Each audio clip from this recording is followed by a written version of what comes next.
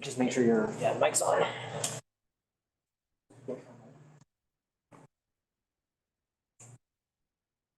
Welcome, everyone. It is my pleasure to introduce Professor David Schizer, who is the Harvey R. Miller Professor of Law and Economics at Columbia Law School, and also the former Dean of Columbia Law School. He is one of the leading tax scholars in the United States, and his research also encompasses corporate governance and energy policy. While on a 3-year leave from Columbia during the years 2017 to 2019, Professor Schizer served as the Chief Executive Officer of the American Jewish Joint Distribution Committee, which is one of the world's largest Jewish humanitarian organizations. This experience leading the JDC is what, in large part, informed Professor Schizer's book, How to Save the World in 6 Not-So-Easy Steps, Bringing Out the Best in Nonprofits, which is what he will be talking about today. On a more personal note, as I was just saying, Professor Schizer was actually a professor of mine at Columbia, where he taught the Deals course with Professor Goldberg.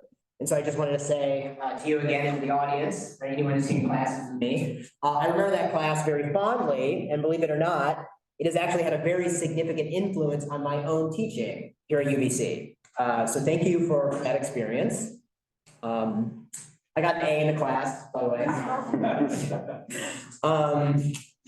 So without further ado, why don't we get into our talk about your book? So I read your book over the weekend, and I really liked it. It is short and easy to read, and it has a lot of practical advice about running nonprofits. Reading the book also made me realize that as the director of the Center for Business Law here at UBC, I run a sort of mini nonprofit, right? So I have an independent budget, which is funded by outside donors, right? And so, your book really presented some issues for me to think about in a personal manner.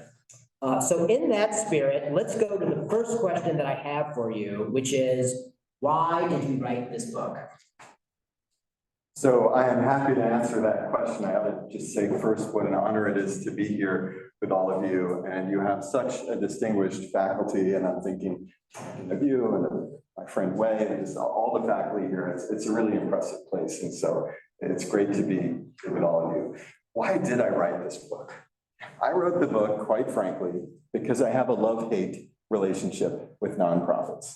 And I would say it is 95% love. And the book is even more about 5% things that I don't love. So the missions are inspiring. And one of the wonderful things about a nonprofit is we can choose a nonprofit whose mission we cherish, the ones that resonate with us.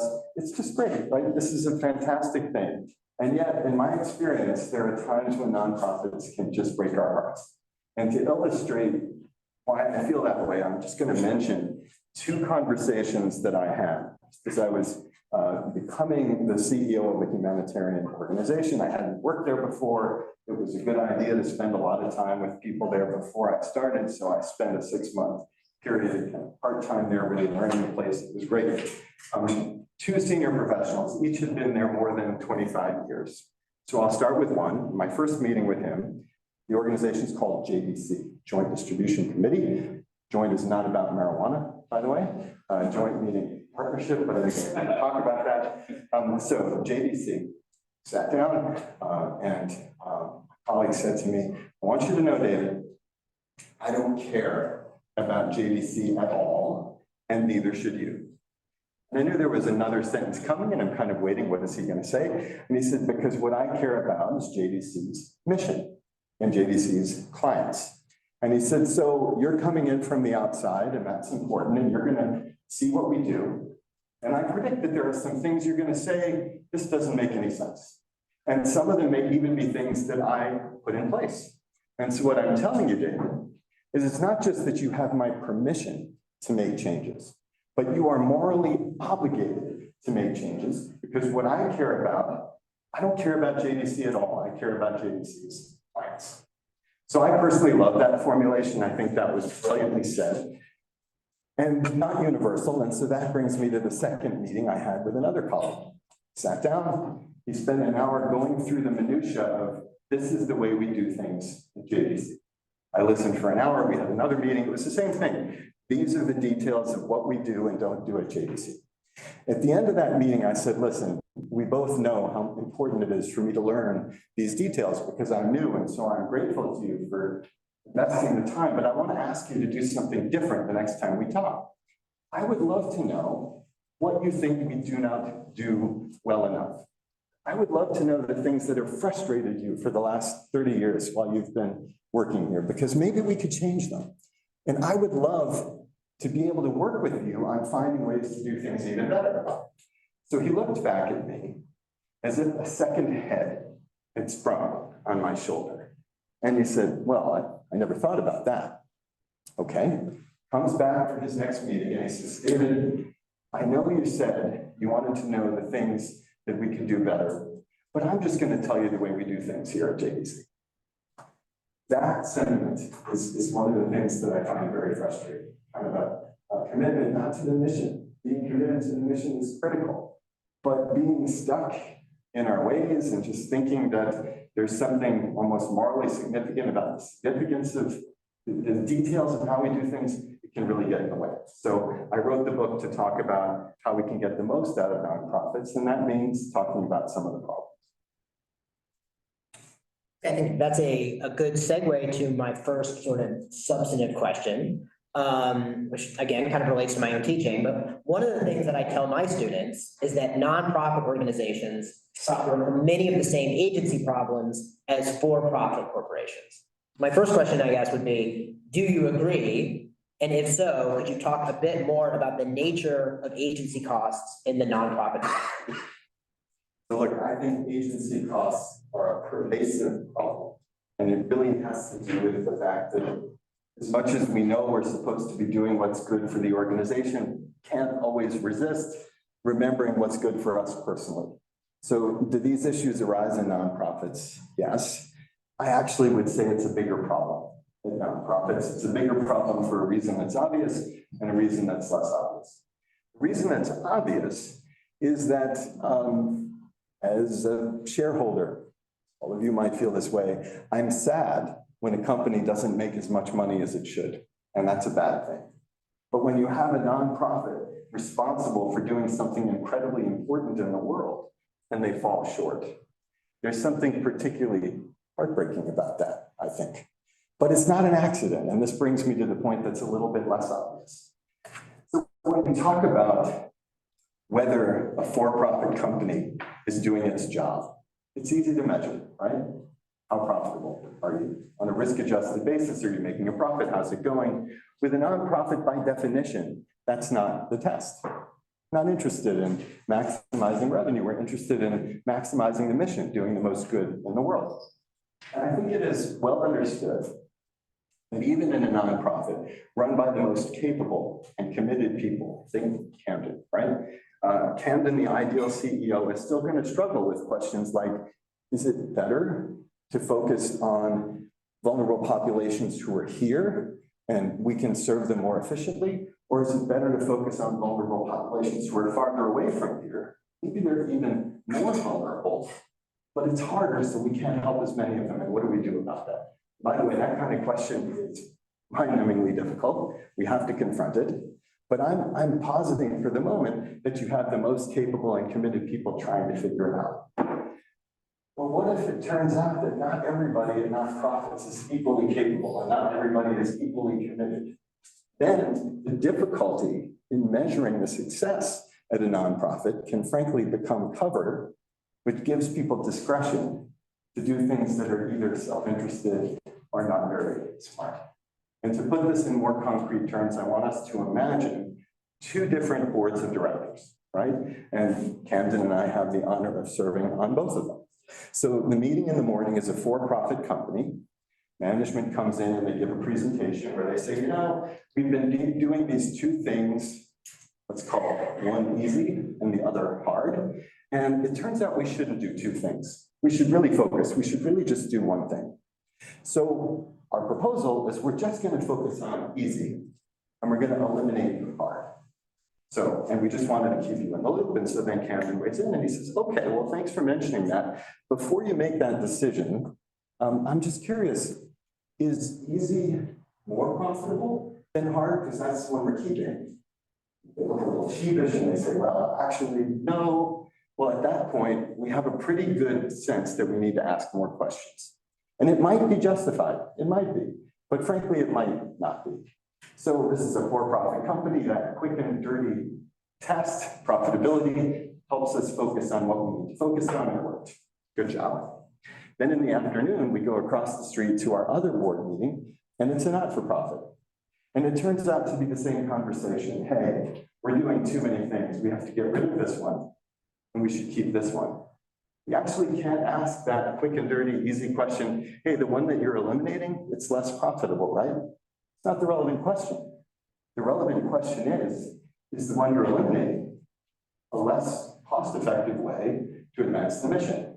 And the problem is that's not all that easy for people who aren't very involved to know the answer right away. It's not that we couldn't figure it out, but it takes more work. And so when people making decisions are insulated from accountability that way, there's always the risk that they'll do what's good for them personally, not what's good for the organization. Now, I would like to say that I have never seen people do that. People at nonprofits, they always do exactly the right thing for the mission. They often do, but I'm trying to say I don't think they always do. And that's really the heart of what my book is about, is what do we do about the fact that measurement problems are hard, and therefore it can cause nonprofits to underperform. Well, you're certainly describing a hard problem. Is this problem resolvable in your view? My book, yeah. And the truth is, the two-line summary answer in the book is yes, and successful nonprofits do two things well. It's not enough to do only one of them, you have to do two things well. And the first is to be disciplined, analytical, and figuring out the best way to advance your mission. So that's a kind of an analytical job, and it involves data, it involves thinking about alternatives, so there's analysis. But then the other thing that you have to do is get everybody on board to do it, right? Because it might be that we are sort of a subset within a nonprofit and we figured out a really good idea. But if we can't persuade our colleagues, we can't persuade donors that this is a change we ought to make, it's not going to happen, right? So it really has to be a combination of analysis and advocacy. The good news is that these two functions actually go hand in hand. Because if we think really hard about what's better, and we do that looking at data, we come up with reasons, well, it's going to be easier to persuade people, right? Because if we persuaded ourselves, then we have the kinds of information and arguments that can be helpful. And on the other hand, if we go out there and we try to persuade people of something, and they point out things that we hadn't thought of, and, hey, we're not really on board for this, that, and the other reason, then actually it can help us make the idea better. So I think this combination of analysis and advocacy can be very powerful, but it really is the essence of what you have to do. Okay, so let's kind of dig into the arguments that you make in the book. So in this book, you have 6 steps, right, to make nonprofits successful, and those 6 steps are actually 6 Ps, right? So you've got the 6 Ps, and the 6 Ps are to plan, persevere, prioritize, pivot, publicize, and partner. So those are the 6 Ps representing the 6 steps that you need to take in nonprofit governance. So why don't we kind of go through these one at a time, and you can describe and explain them. Okay, so your first P is plan. You've got a plan. Okay, so you need to create a better planning process, is what you argue. When you started out as the CEO of JDC, you decided that the organization needed a better planning process. Why did you decide that, and how did you go about accomplishing it? So I should mention that we're probably going to spend a disproportionate amount of time talking about the things that I personally was involved in. But in the book, I interviewed 26 other nonprofit leaders, and so there's a lot in there that doesn't just come from me. So if you find me kind of boring, don't worry, because in the book there's better stuff. But in any event, I mentioned a few minutes ago that before starting as CEO, I spent 6 months kind of part-time at the organization learning, speaking to people, trying to get a sense of the details so that I could start strong. And in those conversations, which were with colleagues in the professional team, with funders, people from other nonprofits, with people helped by the organization, there was a theme. And I should take a step back and say, this is an organization that works in about 75 countries around the world. It doesn't work in North America, so it doesn't work in Canada, it doesn't work in the US, although the headquarters is in New York. And the goal is to provide help to vulnerable populations. So what I kept hearing was the following: JDC does a lot of stuff. Seems to be good stuff. But we don't really understand how it all fits together. And I started referring to this as the bunch of stuff critique. And the truth is, I think it was fair. This is it was a 107-year-old organization when I joined, working all across the world, and with a big organization like that, by the way, with some smaller organizations too, it's sometimes archaeology rather than logic that can explain why places do the things they do and don't do other things. Oh yeah, we started that back in 2002 and for this reason, and we're still doing it, but then we had this other thing happen and we're doing this. And it isn't necessarily the case that people think through what the best thing is to do today. And one of the pathologies that I've observed at nonprofits is that although they understand that it's really important to think through the new things that you're going to do, there's much less focus on the things you're already doing. But if you think about a budget, the things that you're already doing take up as much, a dollar you spend on that is a dollar you can't spend on other things. So really, you should be rethinking what you do each time you do a new budget. So that was the overall spirit of why I thought we needed something different. But I will say that there had been other efforts to try to do something like this. They had failed. People kind of rolled their eyes. Everybody would say, oh, we need to cooperate more. The other thing I should say is it's a $370 million US budget. It's big. And the people who run the programs, they're autonomous, right? There are people doing work in the former Soviet Union, people doing work in Europe, people doing work in Latin America, people doing work in Israel, and so on. And they kind of operate independently. So how do you get them to think together in a more focused and analytical way? I knew I had to pick my first intervention a bit carefully, because if you start with something that causes people's eyes to roll, it's hard to get credibility back for the next thing. So I was lucky I picked the right thing. And the thing that I picked was decision-making criteria. How do we know when we're trying to decide whether to do something? How do we make that decision? And it was important because just discussing sort of essential to the whole set of problems, the bunch of stuff, why do we do the things we do? But it also happened to be something that was really interesting to the group of people I assembled to talk about it. And that was the senior program managers, people who ran Europe, former Soviet Union, Latin America, et cetera. So what I did is I approached each of them independently, had a one-on-one meeting where I said, I'd love to do a thought experiment today. Imagine there are two things that you ideally would like to do, but you only have the budget for one of them. How do you make that decision? And because this is what they do all the time, got very animated reactions, very insightful, it was great. And then it took the responses that I got from everybody, and I put it into one document. And I circulated it to the group that I'd met individually with, and I said, let's all meet together. We're all going to be in New York on this date, but we all meet together, and here's a document that I think is really not good at all. This is just the first effort, so would you please help me fix it? So we then spent 2 hours together. They ripped it apart. It was really good. I will say my own view about what defines a successful meeting like that is how little I speak. I didn't have to speak much. They were very engaged. Good. And by the end of that, we came up with something that was just a little more refinement and some input from other constituents we used. And that was what we then started calling the 3 questions. And the 3 questions in terms of what do we do and what do we not do, the 3 questions are, 1, how important is the problem we're trying to address? Because if it's not important, why would you allocate scarce energy and resources to it? Second, how effective is our response? Because even if it's an important problem, if you can't move the needle on it, shouldn't do it. And then third, even assuming you have an important response and a potentially effective solution, are we the right organization to do it? And I will tell you, not everything that I tried to do worked. There were many failures we'll talk about. But it turns out that these three questions, I gather, it's been years since I worked at JDC, they still use it. So it's a good thing. Plan.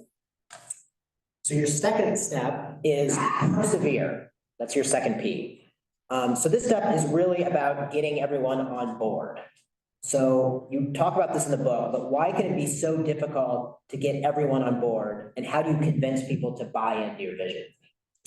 So I will tell you, I think it's probably intuitive how important this is, but I will just say, have a good idea, but if the people who need to implement it, people who need to work with you to do it, if they don't agree with it, it's not going to work.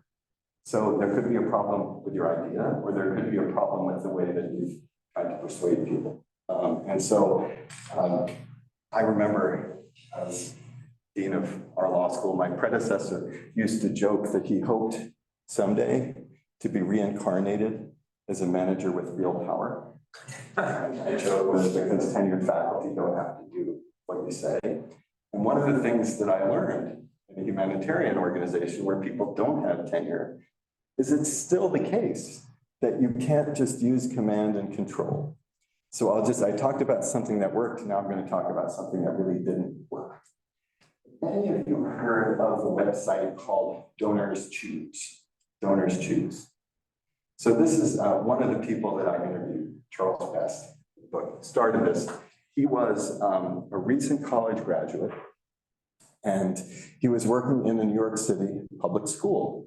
And he had the experience that he and other teachers were very eager to do enrichment projects in the classroom, and New York's Department of Education didn't have funding.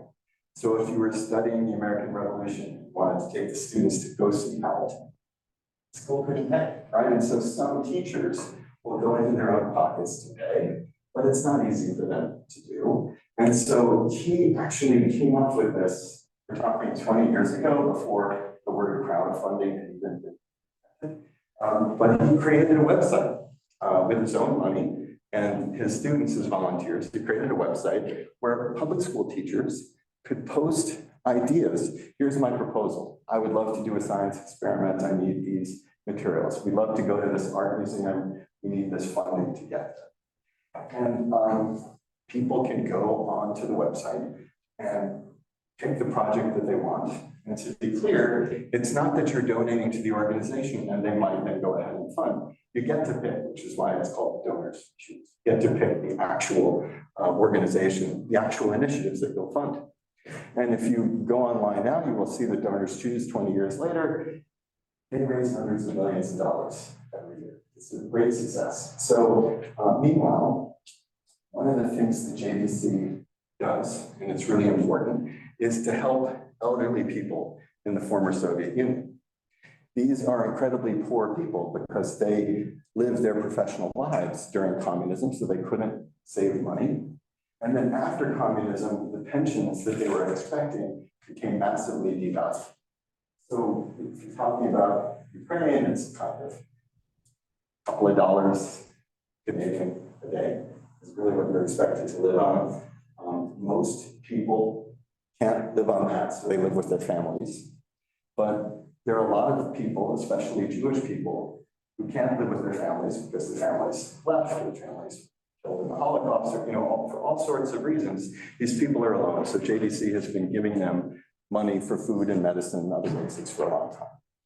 But it's not easy to raise money for this. It's much easier if you say, hey, can we travel to Belarus and we'll go visit these people? And when people do that and they meet the people and they see what's going on, they're very motivated.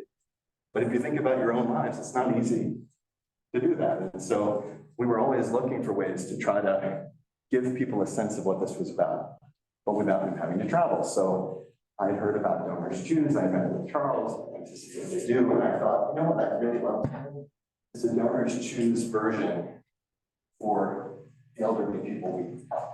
And you'd have individuals with their life stories, with videos of them online. People could then decide which of the, we have 80,000 clients, but there's only a couple of thousand who are online. People could then make choices, they could interact because technology allows you to do that. I thought this was a great idea. It failed. And the reason it failed is that we needed to persuade the middle managers in the former Soviet Union that this was a good idea. And I say this because what I was looking for was you have home care workers who will go and spend time with these people. That's their job. And so what I was hoping to do is to say, hey, as part of the job, could you maybe just take a video of your client and maybe ask her the question, hey, do you have advice for youngsters? Or when you look back on your life and the profession that you chose, was it a good idea and why? Right? I'm just looking for things that would personalize. And of course, it would be in Russian. That's fine. We would translate it. We couldn't get them to do it. And basically, it was partly because they were worried, and I understand why. They were worried that this might seem like exploitation, but it really isn't what we had in mind. We weren't looking for people to beg for money. We were looking for people to just be your neighbor, right? And show the people, show the personnel. And also, frankly, they were kind of thinking, this isn't my job. So we tried in various ways, and I'm just going to take the blame for this. I failed to make the case for it internally with the right people so that we weren't getting this information and colleagues said, hey, do you want to hire professional videographers to do this? And then they showed me what it would cost. And I said, are you kidding me? No. So the whole thing died. But the point is, I think I had a pretty good idea. It went nowhere. And it went nowhere because I wasn't able to persuade the people who needed to implement it that it was a good idea. I persevere as sort of giving advice about how you can be more successful than I was. So your third step is prioritize. And this links back to the 3 questions mentioned already about how to allocate the organization's scarce resources. So the third of those questions, which is, are we the right organization? Right, that was the third of your questions. That's an interesting one. How do you determine that you might not be the right organization for addressing a particular problem? And what are the operational consequences of that determination? So I think one of the things that I will say to all of you is almost heresy to some people in nonprofits, but I really mean it. There are some gifts you should not take. There are some ideas that donors have, and the fact that they have them, they could be very good ideas, just not a good fit for you. And Way in particular will smile at the example I'll give you because there's a tax angle to it. So in the United States, when people donate appreciated stock, it's they can get a deduction for the full value. It's an especially tax efficient way to support a nonprofit. And we had a graduate who had not an appreciated stock, but an appreciated yacht. Right, but he didn't want it anymore. And he said, I'd love to give it to law school. Heard that, and I said, that is so generous, but actually, we're not a good fit. And the reason is there's a tax rule, and the tax rule says that if you donate something that's appreciated, and it's called a collectible, it's not stock, it's like a painting or a coin or a yacht, something that you would use, tangible personal property, you don't get fair market value. You get the deduction for what you paid for it, unless the organization uses it in their mission. So in the United States, if you've got a valuable painting, we'll give it to a museum because they can hang it on their wall and you get the full deduction and not just what you paid for it. So I said, so generous of you, you really want to give this to Maritime Academy, but it would be great if you think of us for something else. So this very generous donor didn't quite believe me at first, and he spoke to his tax advisor and he came back and he said, you're right. We do have to give it to an organization that we use it. So I have a suggestion for you. Why don't you take the yacht and you can teach classes on it? So anybody ever heard of the TV show called The Love Boat? Well, it's an obscure reference from before most of you were born, but it was a kind of a TV show about people who would go on a boat and the stories about how they interacted. And I was just convinced that, floating law school was a sitcom kind of a premise. but not of anything of pedagogical value. So we said no. So the point is, we weren't the right organization. But in a more serious, I'll give you a more serious example. I don't know if you've heard of the organization called Legal Momentum. It used to be called the National Organization for Women's Legal Rights Fund or something. It's an advocacy group for women's rights. So they do two things, and if you ask them why, they have a very clear answer. So one of the things they do is they have a helpline.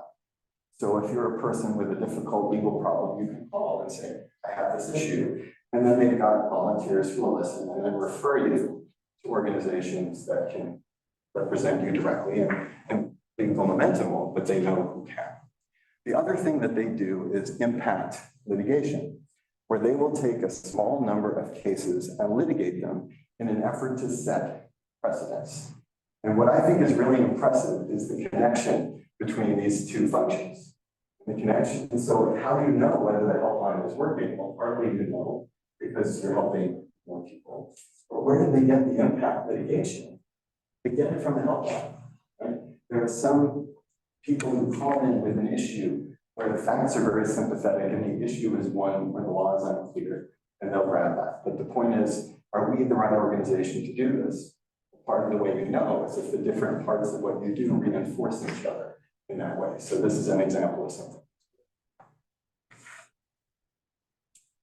So your fourth step is pivot, which is about experimenting with new approaches. One of the examples that you use in the book is Giving Tuesday. So can you explain to the audience what Giving Tuesday is and how it got started and how it exemplifies this value of pivoting? So has anybody heard of Giving Tuesday? And many of us have heard of Giving Tuesday. Okay, interesting. So the basic idea of Giving Tuesday is that in the United States, in other places too, sort of a big Christmas shopping effort that starts in late November. And so there's Black Friday. Black refers to like price cuts. I'm not even quite sure where the name comes from. And then Cyber Monday, which is all the, Amazon and other companies will give you a discount if you buy. So my friend Henry Timms, who was the head of the chief innovation officer at an organization called the 92nd Street Y, he had an idea. He said, okay, so there's Black Friday, there's Cyber Monday, we should do Giving Tuesday, which is basically do something philanthropic while you're also doing all this consumption for yourself and your family. So it's a good idea. The point is, the 92nd Street Y came up with this. They launched the first Giving Tuesday. And for people who've heard of it, they have no idea that it came from the 92nd Street Y, which is a Jewish community center on the east side of Manhattan. And it's a pretty well-known place. They have lots of celebrities come through and give talks. And so if you speak to someone from New York, they've likely heard of it. But the idea is that when other organizations found out about Giving Tuesday, they approached the Y and they said, this is a great idea. Can we do it too? And some people at the Y said, what we should say is yes, they can do it as long as they call it the 92nd Street Y Giving Tuesday. And just as a focus group here, think for yourselves, you run another organization, would you be interested to do 92nd Street Y Giving Tuesday or Giving Tuesday? The second, right? The first, no one's going to do that. So Henry had the wisdom to say, no, that's not what we're going to do. And he was the head of the organization by this time. He said, what we really need to do is just let people use our idea, and we don't need to ask for anything. It's a good idea. So pivot, this story comes under the umbrella of pivot, because pivot is about running experiments, it's about finding new ways to advance your mission. And frankly, it's also about putting the mission ahead of the reputation of your own organization. And what Henry said later, which I think is very true, is he said the irony of all this is we did something generous. We didn't ask for anything in return. And what we got was a massive amount of publicity, because there are a fair number of people in the world who know that we started this. And if we had said, no, it has to be 92nd Street Y Giving Tuesday, wouldn't have gone anywhere. So sometimes, what's the phrase? Doing good and doing well at the same time. I think this is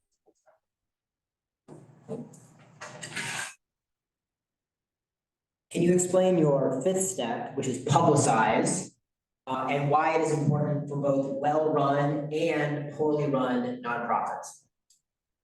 So I mentioned before that one of the challenges is that people are always tempted to do what's good for them, even if it isn't good for the organization. And the question is, what do we do about that? And the answer is, I think, disclosure. We press people to explain what they're doing and to give details and even data about what they're doing. And all of a sudden, it becomes less obvious that you want to just do what was good for you, because now everybody's going to know if the things you're doing aren't so successful. And so there's just the discipline associated with publicizing, which presses you to do a good job. But also it empowers other people to ask hard questions and maybe to decide that you're not doing a good job, and they can direct their funding or tell you that you should be doing it differently. And I think you will see this impulse more and more, where you have funders coming to organizations and saying, I'm happy that we fund you, but we really don't want to fund you anymore unless you can give us some detailed data to show that what you do works. And here are the 7 different questions that we want you to answer. And one of the responses that we often get, I often hear from nonprofit professionals, and they're not wrong, is these are stupid questions. These people don't understand what we do, and so they're wasting our time gathering information about things that aren't really relevant. They're not going to influence our decision making, but we have to do it because we can't get the money otherwise. And my tough love answer is, this is your fault. And they look at me and say, and say, and the reason it's your fault is that you should have been doing this already. And if you were already asking the right questions, collecting data about the right questions, and sharing this data and your analysis with these funders, they wouldn't be asking you for this. They would just be following your lead because they would recognize that you know what's important. And so the right response when you get asked that is not yes, but I understand what you're looking for. Here are the things we propose to share with you, and here's why, and would that work? And it doesn't always work, but it usually works in my experience, that you can persuade people to ask a better question. So when I talk about publicize, what I'm saying is share the details of your strategy and share the data that shows that it's working. And by the way, if it's not working, if there are parts that aren't working, I'm a fan of sharing that too, because you get credibility for being honest. In any event, while I was at JDC, we did something that I was very pleased with. We would put out a sort of a 60-page report every year about all the things, all the important things we were doing, asking and answering those 3 questions I mentioned before, so that people knew it's not a bunch of stuff anymore. This is the strategy. This is why we do it. And I will tell you that it actually helped us raise a lot more money, because people already knew that in principle what we were doing was good, but what they couldn't quite tell is whether we were effective. And by sharing this information, I think we could make our case in a very serious way. So your final P is partner, which means to make donors partners in fundraising. You recommend letting people choose what they want to support.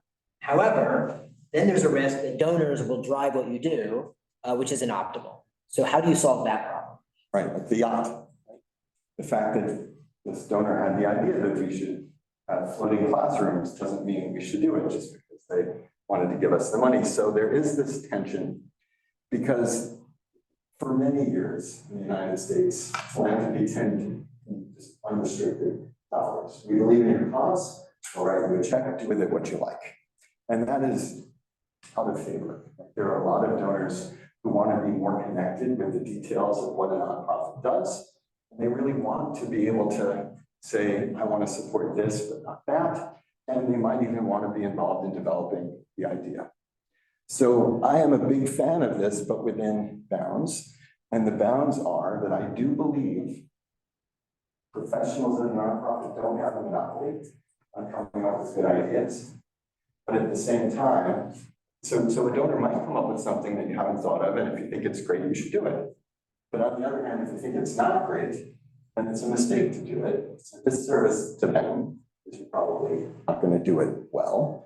And it's a disservice to your mission because it's going to distract you from the things that you have to do.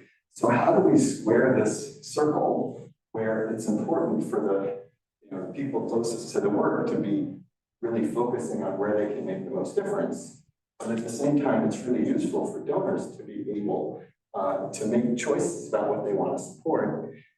And my answer is we give people a menu, but it's a menu out of the budget that you want. So there are 11 things that we want to do this year. Let's let people choose among the 11. Doesn't mean infinite choice, doesn't mean they get to come in and say, well, how about these 7 other things, which made no sense for us, shouldn't do that. But on the other hand, if people are going to give you money that you wanted anyway, it feels like unrestricted dollars to you, but it feels like they're making a choice to them. And I think that turns out to be a really good balance of these competing considerations. So I would basically sum up by saying your budget is the menu, and then let them choose. Okay, so that covers the 6 Ps. Let's change gears a bit and talk about for-profit businesses. So you focus a lot of attention in your book on mission. Can for-profit corporations have an effective mission other than or in addition to shareholder profit? And why or why not? So my short answer is no. And it's a disappointing answer, and I'll start with why it's disappointing, and then I'll say why I believe this. So it's no secret that there are things we want governments to do, and they don't always do them. And so then we say, okay, so if there's political deadlock and we can't get the institutions that should really be addressing these issues to do something, what do? Now, my answer is nonprofits. Nonprofits are the right kind of vehicle to do this.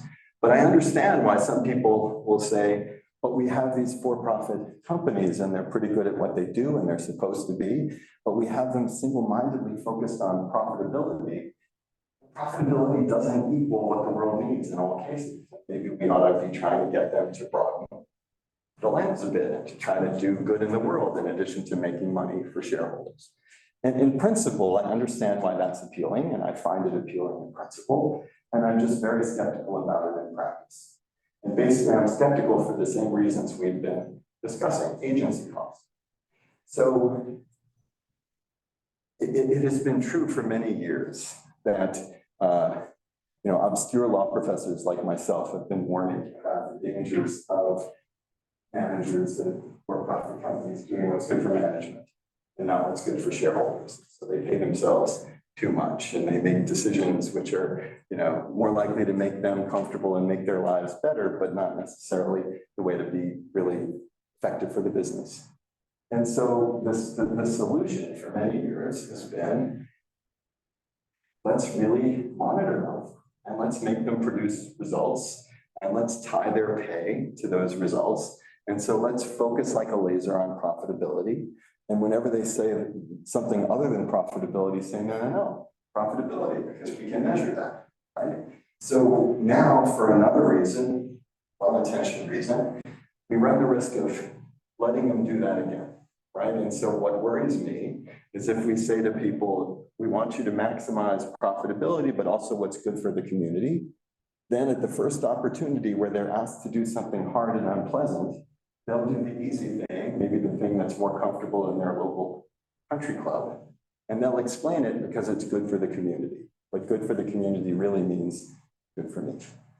And I just think changing focus is going to produce that unintended effect. The other thing that I'll say is I think these managers can be incredibly effective in running a good business. But it doesn't mean that they know a lot about the other goals that we might be asking them to pursue. So not only do we have an agency cost risk, but there's also a competence question. You really want them to be the ones making environmental policy or industrial policy for Canada. I'm not sure that I do. But it all comes back to what I said before. When you are empowering people to do things where success isn't measurable, agency costs become a particular risk. And I think it's true with for-profit companies too. So the final question that I have prepared, and this relates to an anecdote in the book. So I was very struck by your anecdote of Mahmoud Ahmadinejad's visit to Colombia in 2007, which was very notorious. Would you mind sharing that anecdote and then explaining how it relates to your value of following your conscience when addressing difficult governance issues? Yeah, so Mahmoud Ahmadinejad was the president of Iran in the middle of the last decade. And the US was at war in Iraq, and it was part of that too. And under Ahmadinejad's leadership, Iran was arming an insurgency and paying for and supplying, proton bombs that were killing American troops and so on, and was very proud of that. He also was consistent and proud in denying the Holocaust never happened, constantly called for the destruction of the state of Israel. But he was president of a country. And so some professors in the public policy school at Columbia said they wanted to invite him to come speak on campus. And put my boss, Lee Bollinger, former president of Columbia, president at the time, and put him in an awkward position.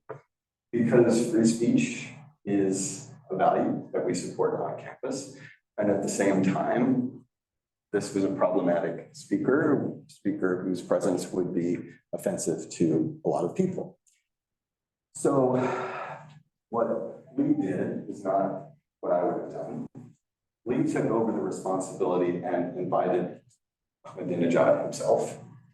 And then later, in introducing Ahmadinejad, denounced him. So let me take a step back. He hadn't told everyone he was going to do that. But I was asked literally 1,000 questions about this because with email happened. We had lots of people reaching out and saying, this is a terrible thing. Why is this happening? So I decided I was going to issue a statement, and I did. And the truth is, it was a statement critical of my boss, which is not a good career move.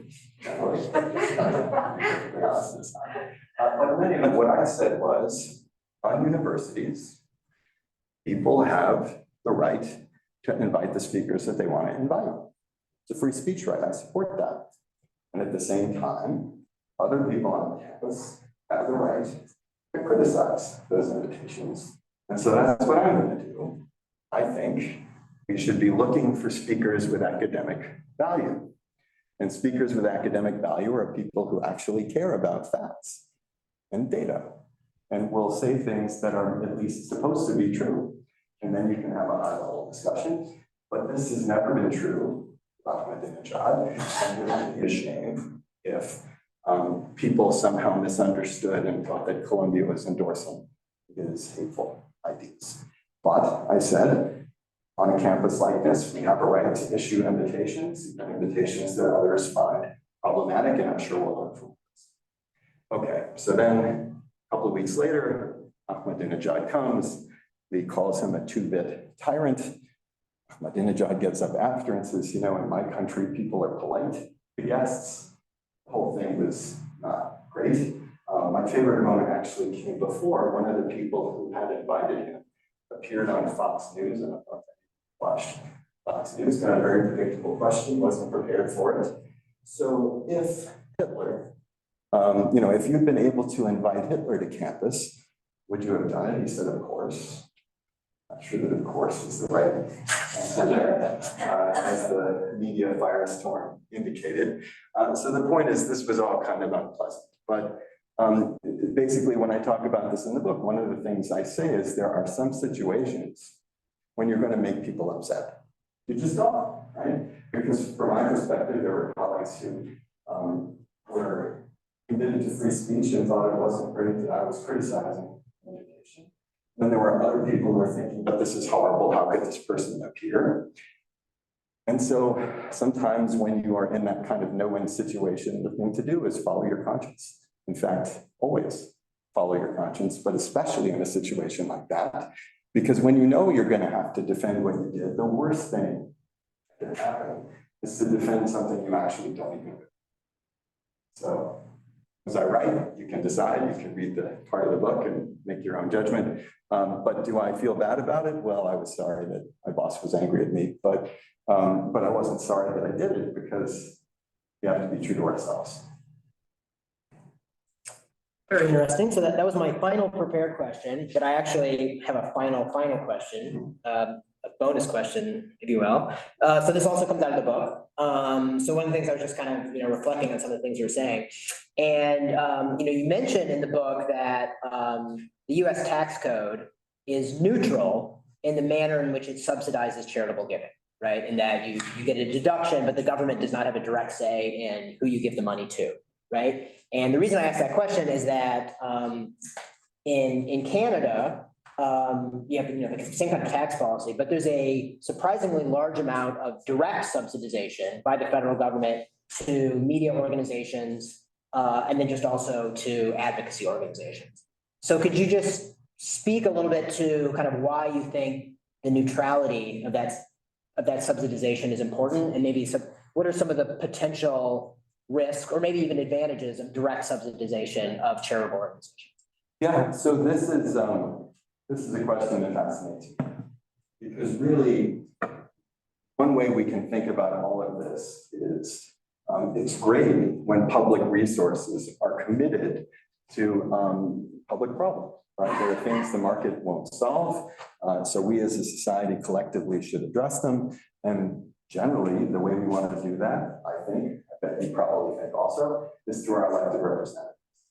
But maybe that's all we should do, right? Because the thing about what the US does with charity is that there are also ways in which individuals can channel not just their own gift, but also tax dollars. Right? Because if my tax rate is 40% and I give $1 and it's deductible, then although it looks like $1 is coming from me, the dollar saves me 40 cents in tax. So it's really the case that the government is giving a matching contribution and I get to choose where the money's going. And I have lots of students every year who start with a prior view that that's problematic, right? Because why is it that individuals get to channel public money in this way, and those individuals are often wealthy, and it's appropriate on that dimension. Well, I'll tell you why I like it, notwithstanding the concerns that I understand on the other side of this issue. So if you think about what democracies are good at, they're really good at channeling the preferences of the median voter. And that's what legislatures are trained to do, because they want to win elections. But what does that mean? It means that when an idea is new, controversial, are they going to do it?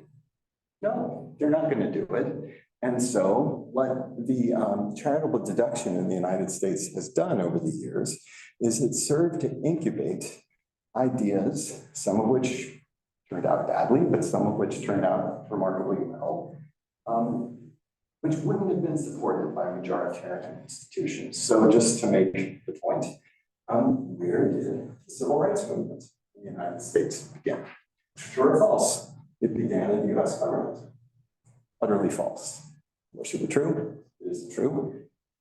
Black churches and organizations like the NAACP Defense Fund, in other words, nonprofits. Did federal government money help the civil rights movement? Yes, but through the charitable deduction in a passive way, where government bureaucrats didn't have the ability to sign up or to veto it. The women's rights movement, did it begin in the government? No, it began in nonprofits. Environmental movement, same thing. The gay rights movement, the same thing. Now, if you wanted to take the opposite position, what you should do is point out various organizations that also get funding, which we might find problematic, and they're there. Right? I admit, they're there. There are organizations, I guarantee you, you can find 10 organizations that you think are terrible, that are benefiting from the charitable deduction. But my point is, by taking away that public filtering mechanism, we allow, we avoid what you might call false negatives, blocking things that should happen. And the cost of that is there are some false positives, things that we wish didn't happen, but that's kind of the rule of the game. So for that reason, I think what the US does is basically we have collectively allocated resources, but we supplement it with this other mechanism where the majoritarian, where majority views are taking precedence. Well, that is it in terms of questions. So why don't we give a round of applause? And we have plenty of time for audience questions. So anyone in the audience, if you have a question, let me know. I can run the mic around.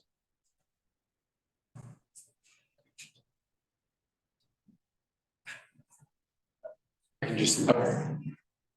Just for the recording. Oh, yeah, that's okay, perfect. First of all, thank you for coming. This has been great. Very excited to read your book. My question is kind of about the second P that you have, and you kind of emphasize the importance of buy-in from the employees. And I'm going to try to bring that back even a little bit further. And my question is, like right now, we got a war on talent. Companies are getting much more lean, so there's a real emphasis on having that good human capital. My question is kind of what's the value proposition of a not-for-profit for these scholars or very, very respectful, bright, intelligent people to come work there when they also have these competing opportunities that have like a much more lucrative compensation schedule. And I'm just thinking like, it seems right now we're at the expense of people's moral compass and the people that are inclined to go work for these not-for-profits are just those really good-hearted people, but that might not be as plausible anymore. The economy's getting tight and people aren't able to give as much. So I'm kind of just wondering, like, with the importance of having that buy-in, like what is driving people to work for these not-for-profits? How are you maintaining the interests? Like how are you still able to meet your objectives if it's getting really, really tight on the human capital side of things? Look, that's such an important question. And I will tell you that one of the realities and privileges of being a law school dean, and I was one for 10 years, is that you do spend a lot of time with people who can support you financially, and they tend to be pretty successful financially. And I remember one of them saying to me, and I thought it was such a great way of putting it, he said, I don't know anyone who expects on their deathbed to say, I wish I had made more money. Right? But we know a lot of people, let's take it away from deathbeds. That's kind of worried. But if you think about what really matters to you, isn't it kind of important to feel like what you do every day matters? And to feel good about it and to feel like you're making a real difference in the world on a dimension that is really close to your heart. So government can offer that for some people, working in nonprofits can offer that for some people. Look, I have 3 children. The grocery bills horrify me. So I understand that there are other considerations and we want our children to, have shoes and clothes, all that, right? So I don't mean to minimize that. But I do think, frankly, part of what legal education at a place like this gives you is the ability to do different things over time. And so there can surely be years of your life where the priority is making sure you have enough money to live. But there also ought to be hours of your life, and it could be years of your life as a professional, or it could be years of your life as a volunteer throughout what you do, where you're also really committing to the causes that you care about. And you can do so, there are a lot of hours in the day, and hopefully you all get to live a long time. So I think you can do all of it, just maybe not all at once. Thank you.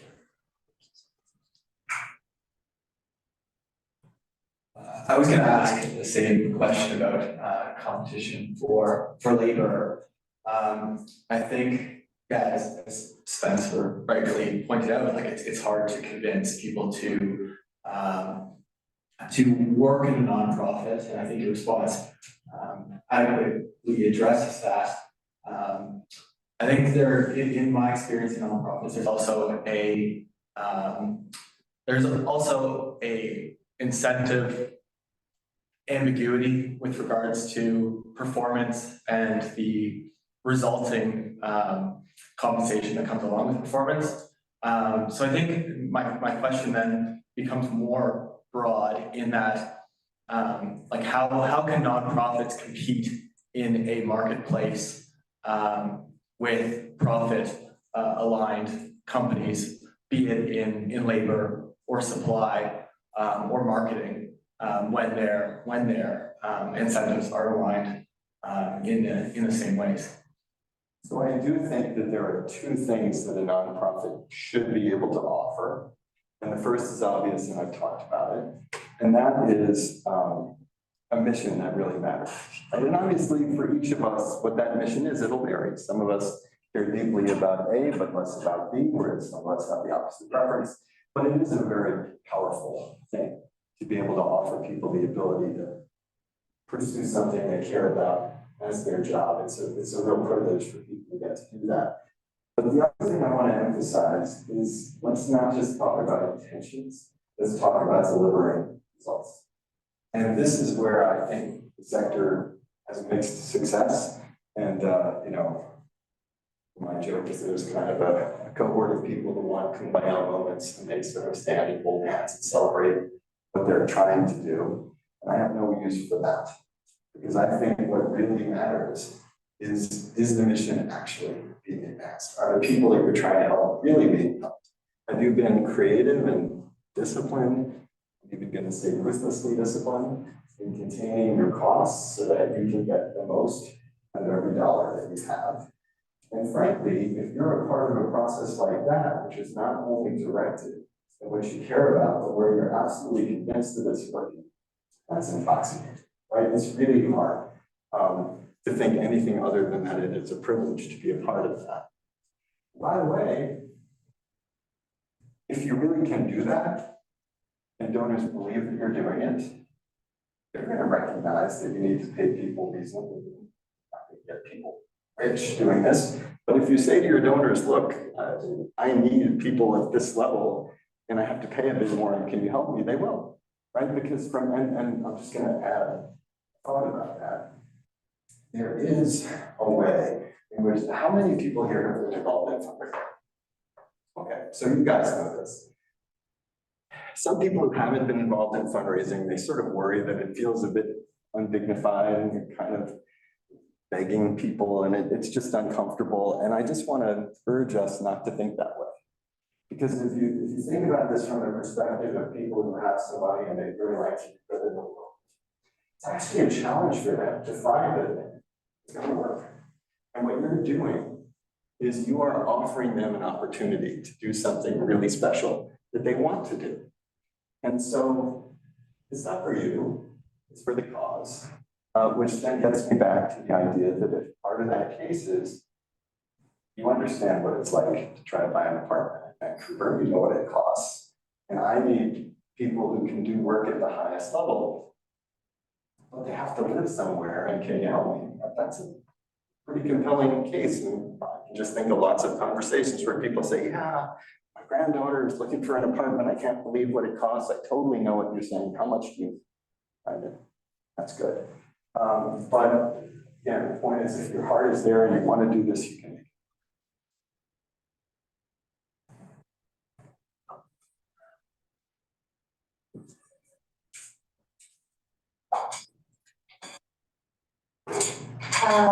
Well, mine is still busy with the example that you said for the connection that you wanted to make between the donors and the senior people that you were trying to help. So I was wondering if you ever were able to make that connection and how did you do that?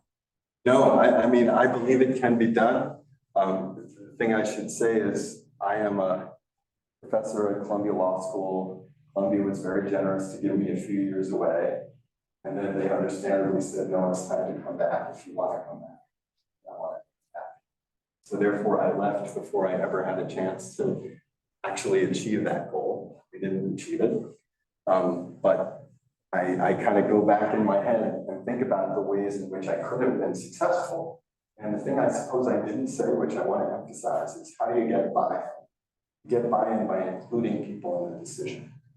And so if it's a good idea and they're helping you come up with the idea, and with you, they come to the conclusion that it is a good idea, they will give everything they have to make it successful. But if instead what happens is you say, this is what we're going to do, and they might smile, but in their head saying, who the heck are you to tell me to do that? And I didn't agree to do that. And so I'll just make some gesture in the direction of doing that, but I'm not really going to do it. Well, that's human nature. And the failure is we didn't include them. And the logistics being what they were, these people mostly didn't speak English. They were several thousand miles away from headquarters. We failed to find a way to include them so that they would see that it was a good idea, but that's the way we should have done.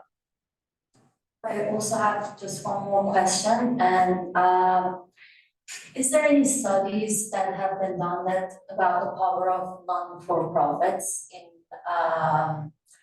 kind of make you come over the dictatorship? Because I come from the country of Ahmadinejad, and I know that so many people, we are just trying so hard to overcome that dictatorship, and I was just wondering that, is there some studies being done to prove that there's a power in that? Because it's a very complicated situation right now, and we're all just trying to see what are the ways that we can make the situation better. Yeah, look, I wish I had a better answer for you. There are certain, like, within a society where people are allowed and encouraged to organize, then of course nonprofits can be effective. But when you're operating in countries where that is frowned upon or even not legal, then it's a much more difficult thing. Now, the truth is there was a lot of organizing in, Poland, for example, which is part of the reason why Poland, ahead of the rest of the Eastern Bloc, as we used to call it, got rid of their communist government, and then when it happened there. So there are experiences where this has worked. I will say about Iran, that I think there have been moments in recent years where countries like mine missed an opportunity to be more supportive of the Green Revolution. For example, I breaks my heart that we couldn't and didn't do more because people with such beautiful dreams didn't get to achieve what they wanted to achieve, and the whole world suffers as a result. So I think having partners outside the country can help too. But if you're asking me for a playbook, I wish I had it. I don't.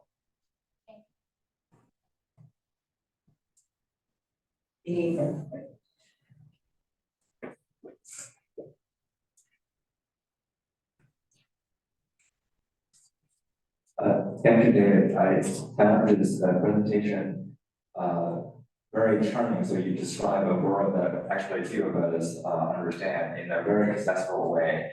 And I guess my question is, so asking behind the accessibility, there are two questions. One is the way you presented the work of managing a nonprofit sounds perennial. When I asked you, to what extent is your book addressing questions that would have been faced by nonprofits to a much lesser extent, let's say 40 years ago? So in the newspaper, we would read about how, let's say, the philanthropy sector is changing because it's no longer the same people who are rich. There could be, there's a corporate responsibility movement. So all of that could be affecting the operation of nonprofits. So I wanted to ask which aspect of the book you can say that is addressing that something that hasn't been done before. A second, maybe geekier question is that you're a scholar, and so as someone who cares a lot about the nonprofit sector, do you follow scholarship on nonprofits and say, done by economists or other scholars? Are there findings in that scholarship in social science, basically, that you think can inform the running of nonprofits? Yeah, great questions. So one of my favorite insights comes from sociology, and you'll recognize it in the book as soon as I say it. There are sociologists who say not about nonprofits, but about organizations generally, that they can never change. It's a strong claim, it's too strong, we observe change sometimes. But basically what they're saying is the following. They say, in order for any organization to function, it has to have a way of doing things, processes, procedures. If every morning, Camden and Wei and I had to sit down and say, now, how should we do this legal education thing? Should we have classes? What should we teach? Like, we never get anything done. So every nonprofit, and indeed every for-profit company, the governments, they have a way of doing things. And one of the things that seems to happen is that with a successful organization, the people who use these processes think they're great. And maybe they are, but then the world changes. Maybe they're not as great as they used to be. But it seems like the last people to notice that are the people internal to the organization who are still using these processes. And so, the theory goes, the organization won't change, the world will change around it, other organizations will arise and take over their market share. And so there are academic insights that very much track the things that I say. My loss on that is it's worse than nonprofits, because at least as the for-profit, you can say everything's fine, but you're losing money. People start noticing that in a for-profit necessarily.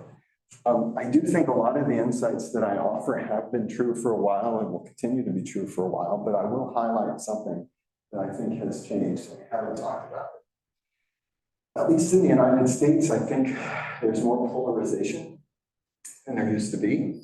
And this, at one level, can be not a benefit, but something nonprofits can navigate well, because you can choose which organization you want to support. And so we may all vote for the same government, different views about what it should be, but we don't have to do that with a nonprofit. Way you can choose one that matches your values, I can choose one that matches mine. So I think there's a way in which nonprofits are well suited to that, but there's also a problem. And the problem is that a lot of times nonprofits are supposed to focus on a mission. Let's say that mission is helping vulnerable populations. But then other people who care deeply about the nonprofit say, look at what's happened in the world. We should make a statement about that, and we should condemn it. And the problem is that the people who care about helping this vulnerable community of people might not all agree about whether that statement ought to be made. And in fact, they might have different views about it. And then, you've got your biggest donor calling you up and saying, if you don't make a statement, I'm leaving. And then your second biggest donor calls up and says, I hear you're thinking about making this statement. If you do, I'm leaving. And I do think there's an answer. And the answer is it has to do with that third question, are we the right organization to do it? And the answer is, that's a really important point that you're making. And there are 6 different nonprofits that are actually about making that point, but it actually isn't us. So please understand, we have to focus on our mission and so on. But I think that problem wasn't as hard 20 years ago as it's become now.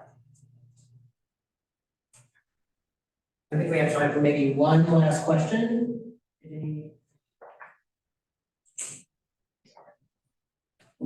you for this talk. I just want to ask more about how do you evaluate an impact that an organization makes? For example, like in the profit making world, we use share price and profits to measure success. But in terms of a nonprofit organization, like responding to an issue, trying to X percentage of resources available. So there is, by definition, no one-size-fits-all answer, but there absolutely are things that you can do and really should do. And it's going to be very mission specific. And so one insight that I'll share with you is if someone says, is it better to invest in basic scientific research or to help people who don't have enough to eat? I can't answer that question, right? Those comparisons are too different to do something meaningful. On the other hand, if you said to me, there are 4 different ways that we can try to help with food security, and here they are. Well, then actually, I think we can do a pretty rigorous comparison of those different ones. And it would have to, we have to define what the goal was with precision, and then we'd have to talk about what it costs per person that we're helping. And it's really that kind of effort that I think is very powerful.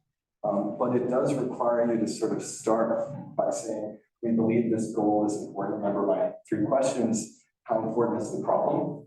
We can use data to figure that out.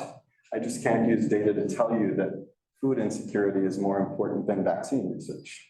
Can't do that, but I can tell you that it is important, and once I do, then we can talk about alternative ways to try to advance the goal and compare them with costs, with data and all the rest. And so I do talk a bit more about this in the book, but it is essential that we do that.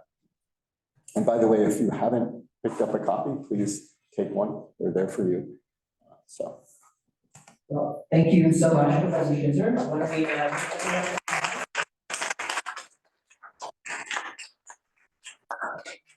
thank you everyone for attending.